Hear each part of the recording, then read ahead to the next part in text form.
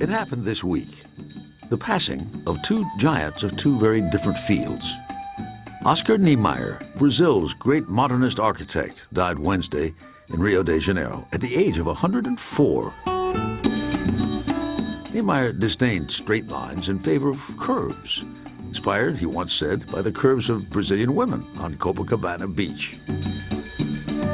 Though he helped design the United Nations headquarters in New York, it was in Brasilia, the new capital city built from scratch in the Brazilian wilderness in the late 1950s, that Niemeyer brought his personal vision to full flower. And there you can see the ministry buildings. It will be 11 buildings, all in glass and with the same shape. A carefully designed cityscape of futuristic buildings.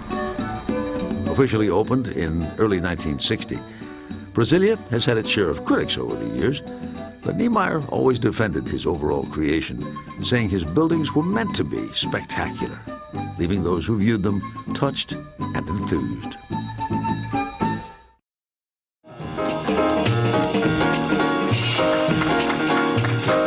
Pianist and composer Dave Brubeck touched and enthused generations of fans through jazz.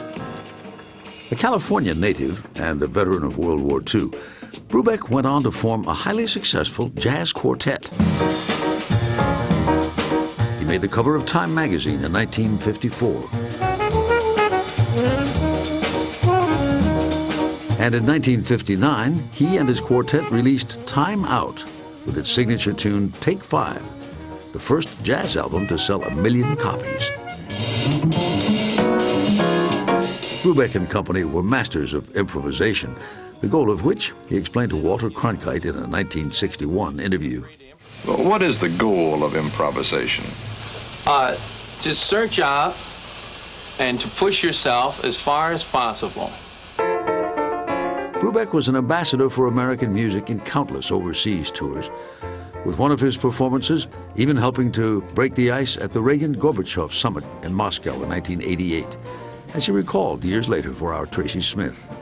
The room started keeping time. All these people that almost hated each other were swinging. All together. All together. Dave Brubeck received the National Medal of the Arts from President Clinton in 1994 and Kennedy Center honors in 2009. Rhythm, he said, was the true international language. After all, your mother's heartbeat is the first sound you ever hear, and your own heartbeat is the last. Dave Brubeck died in Norwalk, Connecticut on Wednesday, one day before his 92nd birthday.